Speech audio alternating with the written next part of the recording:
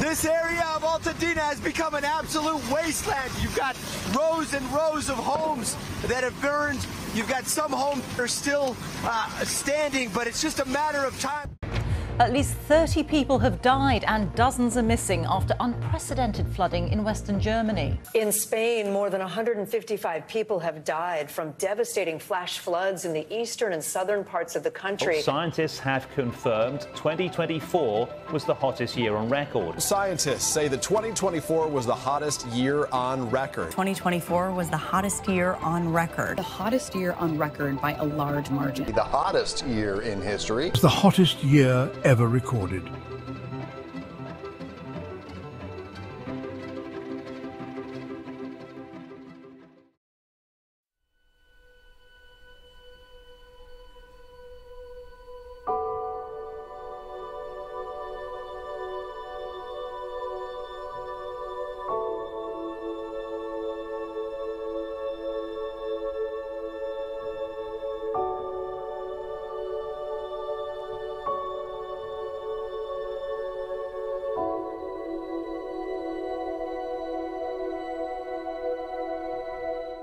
Светът, който познаваме, се променя, а промените, които вече усещаме, са само върхът на айсберга. Днес ще ви покажем някои от малко известните, но шокиращи факти за околната среда и климатичните промени. Не това, което сте чували стотици пъти, а истините, които често остават в сянка. Океаните поглъщат около 1/4 от въглеродния диоксид, който изпускаме в атмосферата. Това звучи като спасение, но в действителност океаните стават все по-кисели. Увеличената киселинност застрашава коралите, които са дом за милиарди морски същества.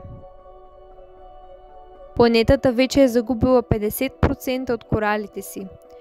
Те покриват под 1% от морското дъно, но осигуряват основна екосистема за 1/4 от морския живот. Едно от тези създания, вид морски охлюв, е важна част в някои съединения, борещи се с рака. Всъщност, някои учени предвиждат, че е 300 пъти по-вероятно да намерим нови лекарства от екосистемите на кораловите рифове, отколкото от сушата. Почти 1/5 от протеинът идва от морската храна. Ако не направим нещо за да охладим океаните, всички останали корали на планетата ще бъдат унищожени. И това не е всичко. Когато коралите умират, те освобождават въглерод, който се натрупва в атмосферата. Океаните, които са били крепост за въглерода, стават новоизточник на парникови газове.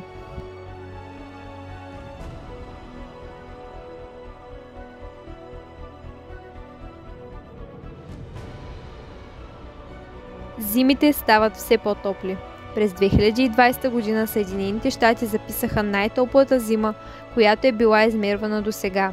И не само там. Северният полюс, който не толкова отдавна беше символ на студ, сега се топи с рекордна скорост. Някои ледници вече са изчезнали завинаги, а топенето на ледовете в Арктика създава нови рискове за глобалните климатични модели.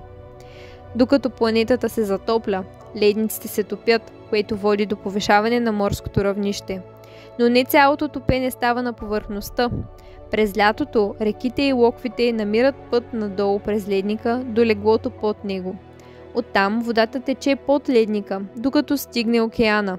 Тъй като тя не съдържа сол, тежи по-малко от океанската вода и се издига нагоре по предната част на ледника в това, което учените наричат струя.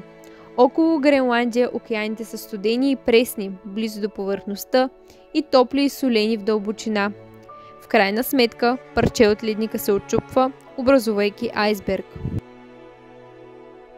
Горите са легендарните бели дробове на планетата ни, но всяка година се губят около 10 милиона хектара тропически гори. Това не само намалява количеството кислород в атмосферата, но също така убива хабитати за милиони животни. Обезлесяването е свързано с загубата на биоразнообразие и ускорява климатичните промени, като прави Земята по-уязвима към наводнения, суши и пожари. По последни данни на ВВФ сме изгубили почти 2/3 от популацията на сухоземни животни от 1970 година насам. Понижението им е с цели 69%. глобалната хранителна система е сред основните фактори за загубата на биоразнообразие. Унищожаването на местообитания, предизвикано от неустойчиви практики в селското стопанство, е заплаха за над 80% от всички застрашени сухоземни видове птици и бозайници. В океаните има области, наречени мъртви зони. Това са участъци от водата, които са толкова лишени от кислород, че не могат да поддържат никакъв живот. Тези мъртви зони вече обхващат близо 245 000 квадратни километра от океаните ни, площ, която е по-голяма от Великобритания. Причината – натрупването на хранителни вещества като азот и фосфор, които водят до избухване на водорасли и последващото им разграждане, което отнема кислорода. На повърхността водата се затопля, като не позволява на кислорода да преминава, създавайки мъртвия слой отдолу. Така морското дъно, което трябва да е пълно с живот, е празно. Това е една от причините, заради които хиляди риби изплуват по бреговете. Но решения са тествани в Балтийско море. Като например устройство, захранващо се от вълните, което изпомпва кислород надолу към дъното. В Индийския океан еколози са намерили поляна с морска трева с размерите на Швейцария, жизнено важно място за лавене на въглерод, подпомагайки хиляди морски обитатели, но с доказателства, че райони като този намаляват, може да не е достатъчно, за да смекчи непрекъснато нарастващата загуба на кислород от световните океани, число, което възлиза на 77 милиарда тона кислород. Но не всичко е загубено. Всеки един от нас може да играе роля в промяната. Технологиите и иновациите вече предлагат решения. Биоразнообразието може да бъде възстановено. За да постигнем това обаче, трябва да работим заедно. Изборът е наш. Ако не започнем сега, последствията ще се усещат не само за нас, но и за бъдещите поколения. Земята няма да ни чака.